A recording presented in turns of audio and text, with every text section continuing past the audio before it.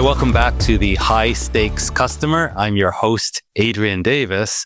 And today we're going to talk about principle number 1, make your customer the hero. And to do that, I just want to lay out at a very high level the hero's journey and just how profound and impactful this framework can be in your career as a sales professional. I just love this saying. I heard it once that big doors swing on small hinges. And although this is a small hinge, don't let the simplicity of this framework fool you. It is profound. And once you adopt it, you'll immediately see. So first of all, it's quick to adopt, but once you adopt it, you will immediately see the impact of this. So when we say make your customer the hero, it's easier said than done. Because of the way the human brain is wired, your brain, my brain, all of our brains are storytellers because they're trying to piece together cause and effect in order to fulfill the primary objective of the brain, which is to keep us alive. And by piecing together cause and effect, it's able to predict what will happen next. And so it's always trying to figure out what's going to happen next. And it does this through the framework of story. And it always casts us as the main character of our story, which is fine. That's just how the brain works by default. But for you and me to operate at a higher level, we have to overcome that default and realize when we walk into somebody's office, we're not just walking into their office, we're stepping into their story. And if we can actually make that pivot of not trying to be the hero in their story, but in fact understand that they're the hero of their own story, and there's a special role that we can play in their story, we're going to be much more effective in terms of how we communicate with them, but we're also going to be much more successful. So let me explain to you the hero's journey. It's a 3-phase process, a beginning, a middle, and an end. But there's an arc to the story where, and I call this an archetype because it sits in the subconscious mind of every human being. Fundamentally, even though maybe you've never heard of the hero's journey, many of you perhaps have, but if you haven't heard of the hero's journey, your brain is intimately familiar with it because it's an archetype. It sits in the subconscious. All of the stories we were read as children, our observation of life, the brain understands this pattern as to how stories unfold. And so there's this arc of a story where an individual embarks on a journey trying to pursue something. And initially they're very optimistic. They the world is their oyster and it's full of possibilities. And then things happen, things change where suddenly they're not doing so well. Suddenly we've gone from optimism to complete pessimism. But that's not necessarily the end of the story. It can be. If the story is a tragedy, that can be the end. But most stories don't end there. In fact, that tragedy is often turned around and people then succeed and look back and think, wow, if I could do this all over again, I wouldn't change anything. Although they suffered, they wouldn't change anything because they realized that in that peril and in that tragedy, there was a silver lining. And they grew as an individual as a result. So that's an archetype that sits in the subconscious mind, that there's an arc to every story. So the hero's journey it's a fairly complex model. And this is Joseph Campbell wrote a book, The Man with 1,000 Faces. And it's a fairly complex psychological framework that when I studied it, I thought this is way too complex. As salespeople, we're about action. We're like, tell me what I can implement now. And so I've simplified it. So if you want to actually study it more deeply, there's a lot of depth to it. I've simplified it. And even with this simple framework, it is so profound and there are layers to it. But let's begin just to understand what do we mean by the hero's journey. So the customer is the hero. The hero has 2 fundamental attributes. So when you think about especially if you're in business to business, but think about who are you selling to, and do they have these 2 attributes? Attribute number 1 is a will to win. They have to have an aspiration. There's something that they want, and failure is just not an option. So when they're presented with an obstacle, there's no way they're going to give up because they have this will to win. And attribute number 2 is they have authority over resources. So if they're confronted with an obstacle, they're going to flex their authority and move resources around in order to make sure that they do not fail. In fact, that is the basis of strategy. And as we head into the future, if we're not able to sell strategically, I don't think there'll be a place for us. We have to move up or move out. Because of all the automation, the e-commerce, the artificial intelligence, that's going to take care of the transactional seller. So transactional selling will be automated. And room will be made for people who can move upstream, who can sell strategically, and who can connect empathetically with key decision makers. So look for the person in any organization that the real hero is the person that has a strategic aspiration and they have a will to win. Failure is not an option, and they have authority over resources. That's the basis of strategy. Strategy is just not in the boardroom.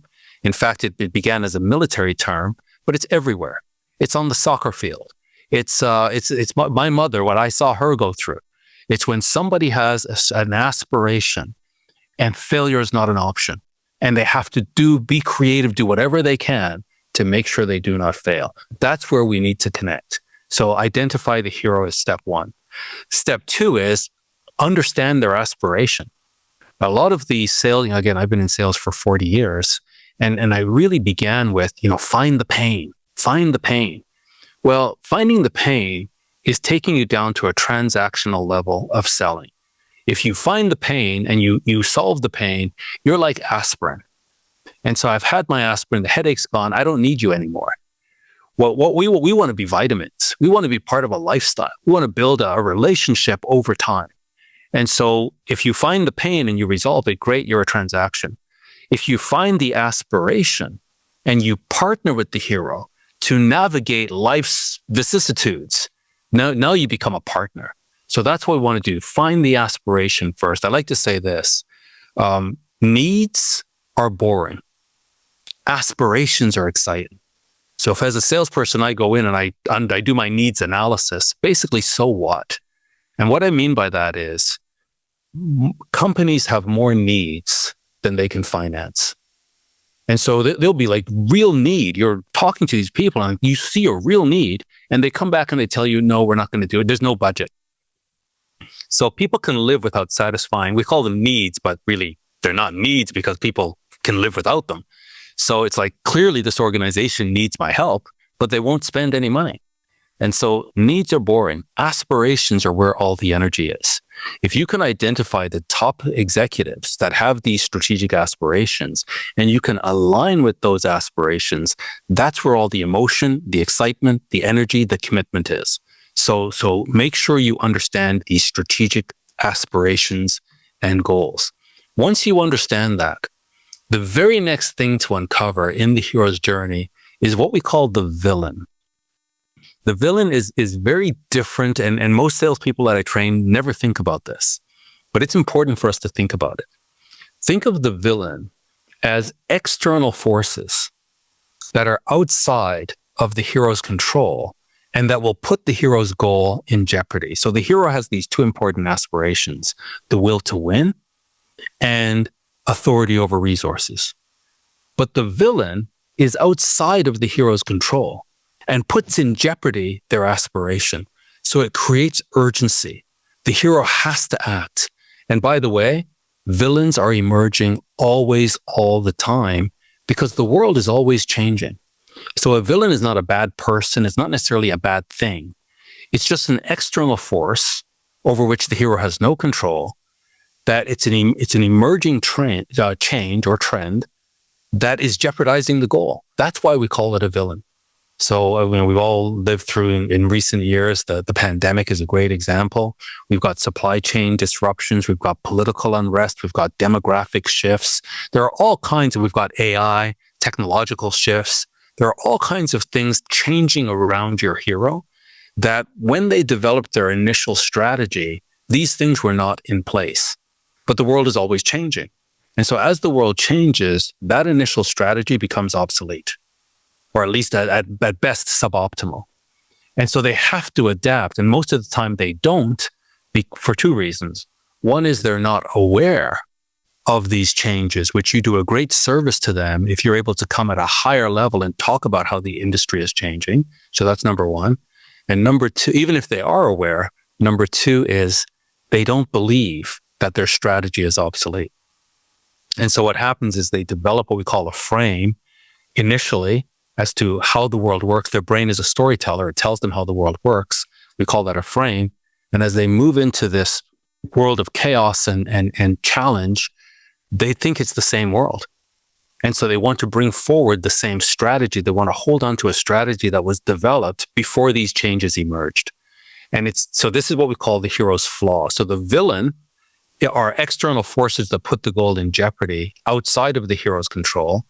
The flaw is within the hero's control. It also puts their goal in jeopardy, but it's something they can fix.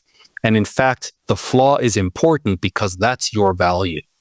Your value is to partner with the hero to help them address their flaw, to help them reframe, help them rethink, help them re-strategize, but also bring in the resources and the capability, the new capabilities they need in order to be successful and navigate the external contradictory forces that they're facing.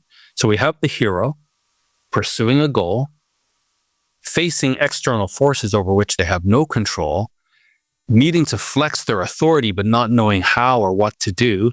You need to come in now as what we call the special resource.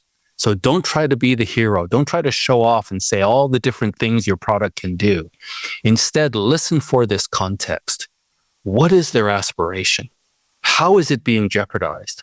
What is it they can actually fix that you can help them with?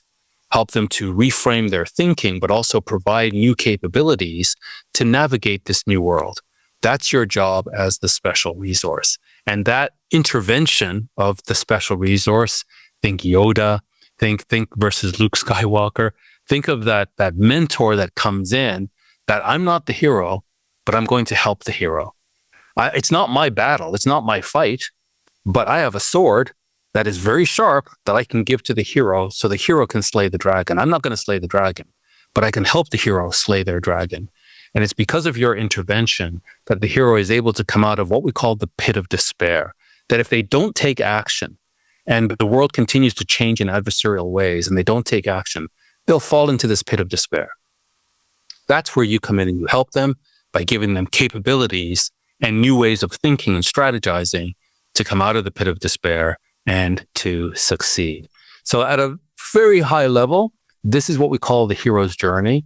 And I go around the world in all different countries, all different industries, all different types of sales professionals, teaching this simple concept and principle.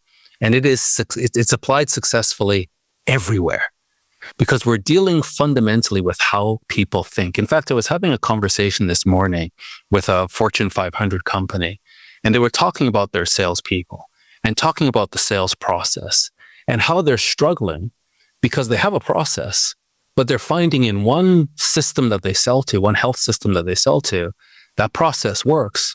But in another system, health system, it doesn't work.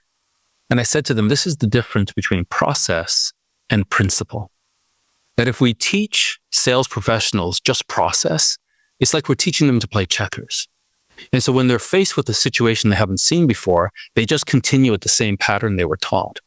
Whereas if we're teaching them fundamental principles, we're teaching you, a sales professional, how to play chess. So that the board is changing all the time. Maybe it's a configuration you've never seen before. But because you understand fundamental principles, you're able to analyze the board and make the best next move. And so this is what we call the hero's journey. It's one of the fundamental principles that you're not the hero. When you show up, you make the customer the hero. That means you fully invest yourself in understanding their journey and how you can help them succeed on their journey and evade the dangers that are always all around. So that's what we'll call the principle one. We'll pause here. I'll come back next time and we'll talk about principle number two, which is to lead with empathy. And that ties in totally to the hero's journey. I'm Adrian Davis. I'm your host for the High Stakes Customer, and I look forward to seeing you again on our next podcast.